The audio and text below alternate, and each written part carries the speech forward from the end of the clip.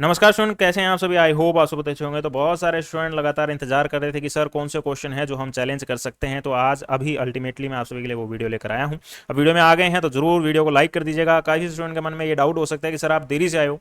काफ़ी सारे यूट्यूबर्स ने तो पहले ही प्रोवाइड करवा दी, ये है वो है। तो आप सभी को बता दूँ कि देरी से आया हूँ, दुरुस्त भी आया हूँ, क्योंकि सभी स्टूडेंट को सेटिस्फाई करना जरूरी है। बहुत सारे मैसेज हमारे पास में आए थे स्टूडेंट के, उनको समझाना कि स्टूडेंट ये वाले क्वेश्चन को चैलेंज मत करो, इसमें आप लोगों का पैसा बर्बाद हो जाएगा। आप मतलब स्टूडेंट को समझाना काफ़ी समय लगता है।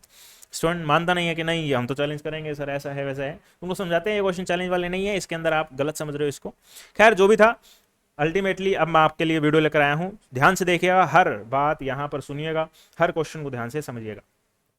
अब यहाँ पर देखिए, आगे बढ़ रहा हूँ तो वीडियो को लाइक करने का टारगेट हम 100 लाइक्स का रख रहे हैं। इसके अलावा अगर आपका कोई भी डाउट वगैरह आते हैं तो मैं आपको पहले ही व्हाट्सअप नंबर बता देता हूँ। यहाँ पर आप जो है वो व्हाट्सअप कीजिएगा, कॉल वगैरह मत कीजिएगा, कॉल के लिए अभी समय नहीं है। तो 8114476310। इसके अलावा कोई भी क्वेरी हो तो आप यहाँ पर व्हाट्सअप कर सकते हैं। ध्यान से देख लीजिएगा, नंबर 8114476310 व्हाट्सअप कीजिएगा। अपने स्कोर को भी व्हाट्सअप यहाँ पर जरूर कीजिएगा। उसके बाद मैं कट ऑफ की वीडियो में आपके लिए लेकर आऊंगा। वीडियो में आगे बढ़ने से पहले चैनल पर नए हैं सब्सक्राइब करके रखिएगा। टेलीग्राम पे एबी गुरुजी चैनल को ज्वाइन करके रखना है, हर अपडेट सबसे पहले आपको यहाँ पर दिया जाता है। और एबी गुरुजी ऐप को भी डाउनलोड करके रखना है। 28,000 से ज़्यादा डाउनलोड हमारी ऐप पर हो चुके हैं, सारे स्टूडेंट्स इसका फायदा ले रहे हैं। आप भी इसका फायदा जरूर लीजिएगा और डाउनलोड करके रखिएगा। मतलब यूसी नेट की तैयारी कर रहे हो तो एबी गुरुजी ऐप होना मांगता है। पहला क्वेश्चन जो चैलेंज किया जा सकता है वो ये, यहाँ पर ओवर फर्टिलाइजेशन ऑफ लेक जो है वो फिश की क्वालिटी को क्या करता है। तो देखिए, मैक्सिमम सिनेरियो के अंदर इंपेयर करता है। तो ऐसे में एंटीन इसका आंसर जो इंप्रूव वाला दे रखा है, हालांकि स्पेलिंग गलत है, पर ये वाला आंसर नहीं आना चाहिए। आप इसको चैलेंज कर सकते हैं, इंपेयर्स के अंदर जाएगा। उसके बाद में यहाँ पर क्वेश्चन दे रखा है कि एक एस्प्रिन लेने से अगर आपके हार्ट अटैक का खतरा कम होता है तो क्यों ना 2 ले ली जाए और अपने प्रोटेक्शन को डबल कर दिया जाए। तो ऐसे में ये जो है वो हास्टी जनरलाइजेशन के अंदर जाना चाहिए। ज्यादातर चांसेस इसके यही है। कंपोजिशन के अंदर क्या होता है कि होल का ही कुछ पार्ट उठा के अलग से किया जाता है और इसके ऊपर चेकिंग की जाती है कि इसका जो करेक्टरिस्टिक्स है वो इसके ऊपर अप्लाई किया जाता है। तो इसका पार्ट नहीं है, ये तो कंप्लीट होल को ही डबल इसने कर दिया है। तो ऐसे में ये इसके आंसर में नहीं आना चाहिए। बहुत ही दूर की लिंकिंग की जाएगी तो फैलेसी ऑफ कंपोजिशन के अंदर जा सकता है, पर डायरेक्ट लिंकिंग की बात करेंगे तो हास्टेज जनरेशन के अंदर जाना चाहिए। इस क्वेश्चन को भी चैलेंज कर सकते हैं। उसके बाद में यहां पर हमारे पास में क्वेश्चन लिख रहा है गुड्स के अंदर किसको ऐड किया जाएगा। तो देखिए, आंसर दिया है एनटीए ने, decree of court of law. Student को दिक्कत है कि सर ये तो नहीं आना चाहिए, तो आपको बता दूं इस क्वेश्चन को चैलेंज मत कीजिएगा। Decree of court of law जो है वो कहीं ना कहीं इनडायरेक्ट लिंकिंग करते हुए इसके अंदर इंक्लूड हो जाता है। यानी कुछ एक्सेप्शन के केस के अंदर decree of court of law goods माना गया है goods sale of goods act 1930 के अंदर। तो ऐसे में इस क्वेश्चन को चैलेंज मत करना, एनटीए ने सही किया है। उसके बाद में यहाँ पर बहुत सारे स्टूडेंट ने ये क्वेश्चन भेजा कि सर लेफ्ट टेल वाला जो है वो इसका आंसर एनटीए ने पॉजिटिवली स्क्यूड दे दिया है। नहीं, पॉजिटिवली स्क्यूड नहीं आएगा। मैंने बहुत बार क्लासेस के अंदर बताया, लेफ्ट साइड में जब टेल बनती है और इस तरीके से शेप बनती है तो स्क्यूनेस का सबसे बेसिक कॉन्सेप्ट है, ये सबसे बेसिक कॉन्सेप्ट है और ये हमारे पास में नेगेटिवली स्क्यूड के अंदर जाता है। जब राइट साइड के अंदर बनती है, राइट साइड के अंदर टेल बनती है तो ये पॉजिटिव के अंदर जाता है। तो आपकी लेफ्ट साइड में बन रही है तो आप इसको नेगेटिवली स्क्यूड के अंदर जाएंगे। धड़ल्ले से आप इसको जो है वो बेसिकली चैलेंज कर सकते हैं।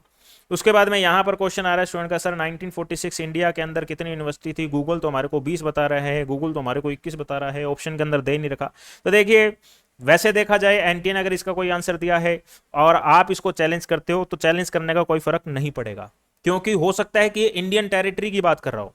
जब 1946-47 की बात की जाएगी तो उस वक्त के अंदर तो भारत आजाद होने वाला था, तो पाकिस्तान भारत का हिस्सा था, तो इंडियन टेरिटरी के अंदर सारी यूनिवर्सिटी काउंट होगी। लेकिन अब अगर इंडिया की बात की जाएगी तो इंडियन टेरिटरी पाकिस्तान से अलग होगी, तो कुछ यूनिवर्सिटी पाकिस्तान के अंदर भी जाएगी।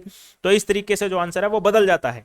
तो एनटीए के ऊपर डिपेंड करता है वो इस क्वेश्चन को किस तरीके से लेता है। मेरे हिसाब से चैलेंज नहीं करना चाहिए, बाकी आप चैलेंज करने तो आपकी मर्जी यहां पर कही जाएगी।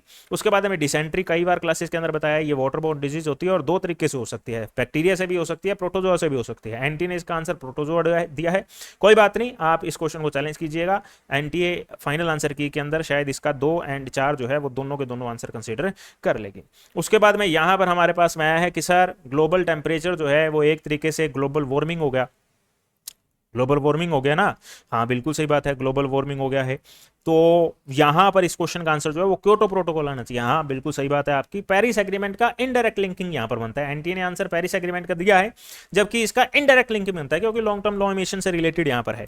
ठीक है, पर अगर बात की जाए खास तौर पर तो वहां पर आंसर हमारे पास में क्योटो प्रोटोकॉल आएगा। तो इस क्वेश्चन का आंसर आप चैलेंज कर सकते हैं। फिर यहां पर हमारे पास में बहुत सारे स्टूडेंट ने बोला कि सर रिसर्च हाइपोथेसिस टेस्टिंग का जो सीक्वेंस है वो इन्होंने इन्होंने गलत दे रखा है, हाँ बिल्कुल गलत दे रखा है आंसर जो इन्होंने गलत दिया है। यहाँ पर सबसे पहले हमारे पास में नल एंड अल्टरनेट हाइपोथेसिस आता है, उसके बाद में मतलब एस्टेब्लिश करना, उसके बाद में लेवल ऑफ सिग्निफिकेंस हमारे पास में आता है, और उसके बाद में जो है वो कलेक्शन ऑफ सैंपल डेटा आता है डियर। यहाँ पर ऑप्शन नहीं दे रखा, ठीक है, कलेक्शन ऑफ सैंपल डेटा आपको वैसे मैं बता देता हूँ, वो आना चाहिए। उसके बाद में टेस्ट स्टैटिक्स आता है, ठीक है जी, 3 नंबर आएगा सी बेसिकली। उसके बाद में डिसीजन रूल बनता है, और उसके बाद में analysis of collection of data बनता है। काफी बार एग्जाम के अंदर क्वेश्चन आता है और मैंने बहुत बार इसके बारे में सीक्वेंस डिस्कस किया हुआ है।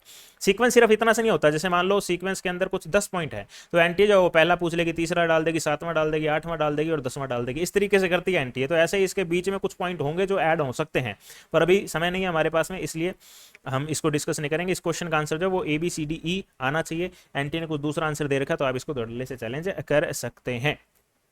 उसके बाद में यहाँ पर हमारे पास में ये क्वेश्चन दे रखा है, लॉजिकल सीक्वेंस आपको बताना है स्टेप्स ऑफ रिसर्च प्रोसेस का। तो यहाँ पर हमारे पास में सबसे पहले डिफाइनिंग रिसर्च प्रॉब्लम आएगा डियर। यहाँ पर फॉर्मुलेशन ऑफ रिसर्च क्वेश्चन लिख रखा है, एक ही बात है, पर एनटीए ने पहले इसमें बी को कंसिडर किया डियर, बी से आंसर शुरू किया है कि लिटरेचर रिव्यू पहले आएगा। नहीं, लिटरेचर रिव्यू पहले नहीं आएगा, पहले फॉर्मुलेशन ऑफ रिसर्च क्वेश्चन या डिफाइनिंग रिसर्च प्रॉब्लम आना चाहिए। तो इस तरीके से ए से आंसर शुरू होना चाहिए, AB यहाँ पर आएगा, बाद में लिटरेचर रिव्यू आना चाहिए।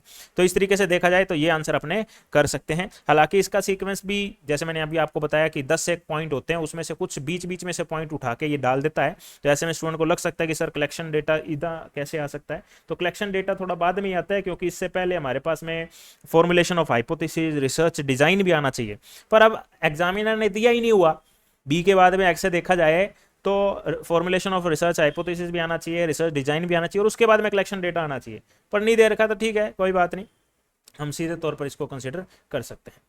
और चलो, तो यहाँ पर ABDCE इस क्वेश्चन का आंसर हमारे पास में आना चाहिए। उसके बाद में यहाँ पर हमारे पास में दे रखा है नेगोशिएशन राउंड का। तो देखिए जिनेवा जो है वो 2 राउंड इसके बेसिकली हुए थे, एक तो 47 के अंदर हुआ था, एक 56 के अंदर हुआ था।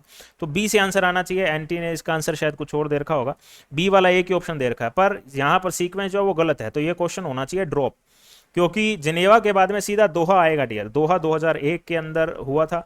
उसके बाद में हमारे पास में हांगकांग सॉरी कैंकम वाला आएगा 2000 आई गेस ये हुआ था हमारे पास में 3 में, फिर हांगकांग वाला 2005 के अंदर हुआ था, फिर बाली वाला हुआ था। तो ये क्वेश्चन होना चाहिए ड्रॉप, और ड्रॉप क्वेश्चन का कोई फायदा स्टूडेंट को नहीं होता, ना ही कोई नुकसान होता है, ये बात आपको खासतौर पे पता होना चाहिए। तो ये कुछ क्वेश्चन मेरे पास में आए थे। इसके अलावा अगर आपके कोई क्वेश्चन हो तो आप उसे चैलेंज कीजिएगा, कोई दिक्कत की बात नहीं है। जरूरी नहीं कि मैंने नहीं बताया तो आप चैलेंज नहीं करेंगे, करिए, आप इंडिपेंडेंट है। मेरा काम था आप लोगों को गाइड करने का। एक बार फिर से आपसे भी बता दूं, 81 144 76 310 हमारा व्हाट्सअप नंबर है।